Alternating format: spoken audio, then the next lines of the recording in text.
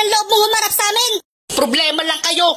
Kayang-kaya kong kayong lagpasan. Si Papa Jesus lagi ko lang nasa likuran. Sige nga, subukan natin. Sugod! Walang problemang di kayang lagpasan. Renta, 5-6. Makakabayad rin ako sa'yo ng upa. Ikaw sa susunod na.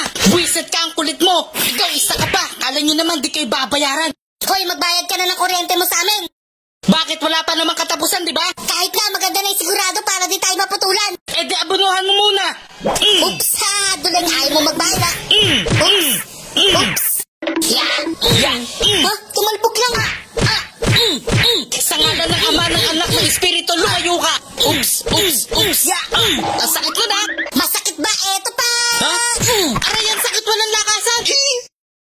Duga mo! Ganyan talaga sasapitin mo pag di ka nagbayad! Kaya ko pa! Hindi ako susuko sa mga problema dumarating sa buhay ko! Mananatili akong